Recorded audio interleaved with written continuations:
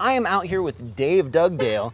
Dave, what are we testing today? Today we got two lenses. They're both 24mm lenses. We've got the Canon 1.4 Mark II and the Sigma 1.8, which can also be used as a macro. Now, these two lenses have enormous price differences. The Sigma will set you back between $400 and $500, while the Canon 24mm f1.4 can run as high as $1,400. So we're going to compare and contrast these lenses on both the T2i as well as the 5D Mark III and see how they stack up against each other. Dave, do you have anything to add to that? No, let's give them a try. All right, we have the microphone placed right here, and we're gonna test the lens noise for the focusing motor on the Sigma 24mm f1.4.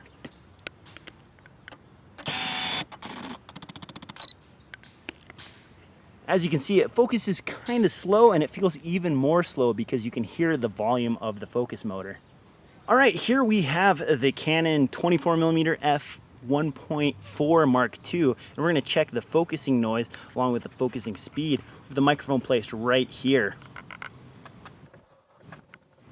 And we are in focus. You couldn't even hear that running. That is silent. It is beautiful, and it is extremely fast. All right, on the Canon, what we're going to do here, we're going to compare the two in terms of how much travel the lens has on the focus ring, because a lot of people in video like to manually focus. So right now, I'm all the way at infinity, and I'm going to slowly rotate. And we're going to go all the way up to here, and you can see right about there is where it stops. So I'd say that's about 170, 160 degrees worth of travel.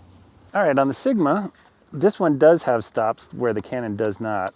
But we're going to start from infinity and then rotate. And you can see right there, it's about, I'd say 90 degrees. So almost, it's about half of what the Canon is. So if you like to do a lot of manual focusing, definitely Canon wins here. All right, as you can see, I've got the Canon 24mm f1.4 here. It's set at f1.8, and you can see that there is a nice smooth action to this focus ring on here. As Dave is filming over here for me, he can focus in on the screen and see how easy it is to get everything perfectly into focus.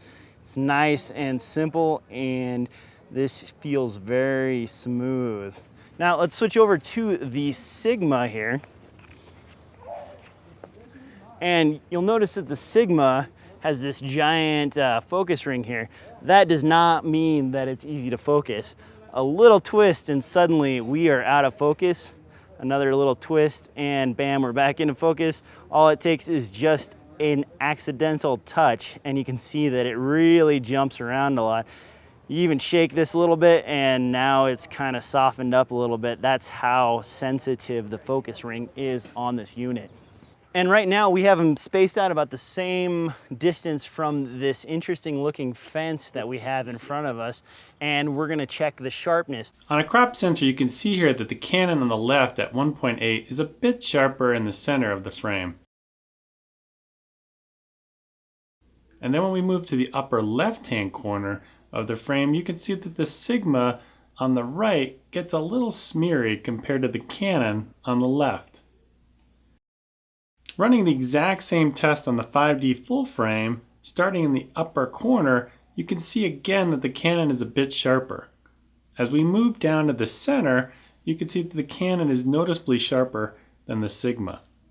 Let's head back to the crop sensor at an f-stop of 2.8 to see if the Sigma can improve at a slightly higher f-stop number. And yes, the Sigma does do a bit better now, but I would still give the win to the Canon. As we move to the upper left-hand corner, you can see the Canon is still much sharper than the Sigma at 2.8. All right, we got this set up for a macro shot. Obviously, the Sigma is going to win here, but worth a try. We're going to take a couple of pictures, turn these back on. The Sigma is probably about, I'd say, 2.5 inches away from the flower that I'm filming, and the DJ's got his set up at I don't know. About 3 inches, 4 inches? Maybe, I'd say 4 inches. 3.5, 4 inches. So we're going to take some stills here and we'll compare them on the video.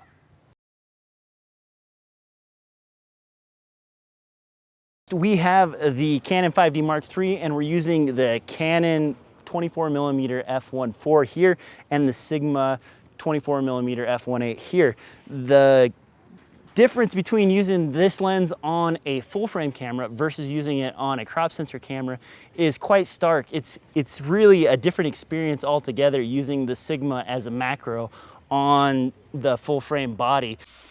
Next up is the bokeh test with the Sigma on the left and the Canon on the right.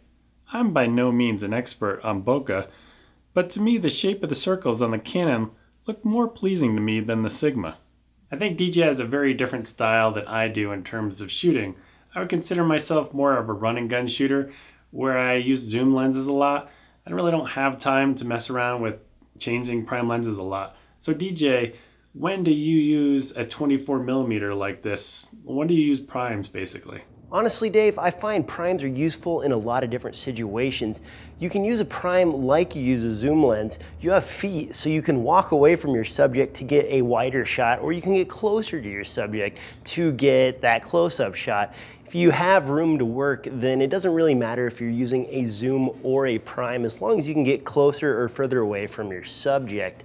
There is also the cop-outs that primes are better in low light, and they also are sharper at lower f-stops. Of course, those are true, but as we saw from some of the test results, the Canon 24mm f1.4 wasn't extremely sharp at f1.8 in the corners, which is a little bit disappointing for a lens of this caliber. So DeeJay, where would you use these particular lenses in terms of a crop versus full frame camera? Well, Dave, on a crop sensor camera, the 24mm works out to be roughly 38mm. So that's good for medium shots and even establishing shots if you have enough room to back the camera up to get multiple characters. On a full frame sensor, it's better for establishing shots with lots of characters in the scene. The macro feature on the Sigma does shine quite a bit if you need to get somebody maybe writing something down or maybe putting something in their mouth, or any kind of thing that you would want extreme close-ups for. You can really fill the frame with the Sigma, which makes it a very handy tool to have in your kit. Just remember, if you're shooting close-up shots on a full frame sensor, you do get a little bit of distortion in the corners, which can make your characters look like they have kind of a skinny head thing going on. So you got to be careful of that. So in terms of build quality, it sure seems like the Canon really wins here, especially when it comes to focusing or keeping the focus. It seemed like with the Sigma, you could pretty much breathe on it and it would go out of focus.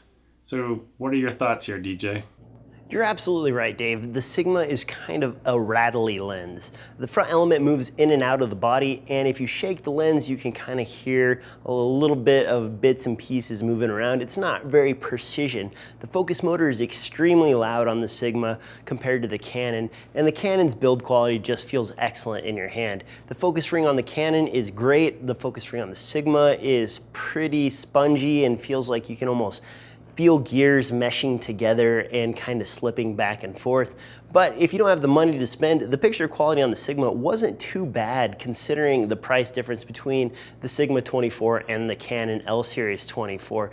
If you are in the market for a macro for your crop sensor camera, it's definitely a lens to check out. So overall, I think the Canon definitely wins in terms of sharpness, definitely focus, build quality, it's silent. What are your thoughts, DeeJay? Overall, Dave, I wasn't expecting the Sigma 24mm to wipe the floor with the Canon L-Series glass, but I was a little bit disappointed in the performance in the corners with the Canon lens. It still did a lot better than the Sigma at f1.8, but it wasn't nearly as good as I was expecting for the cost of this lens. Which means, a lot of people will probably be just as happy with spending less money and using the Sigma, especially since the Sigma offers the macro feature. If you don't need to use manual focus on your lens all the time, which is kind of a downside on the Sigma, and you don't want to spend a bunch of money, it is a reasonable alternative to the Canon 24mm f1.4 lens. The Canon lens does go down to f1.4, which gives you a little bit more low light performance, and it seemed like when we were shooting that the Sigma required a little bit more light than the Canon. I don't know if that was just because of the placement of the cameras or how that worked out, but it was a little bit of something that we did notice while we were testing. So that's something else to keep in mind when you're considering your purchase. As always, thanks for watching. And if you like this content, please subscribe.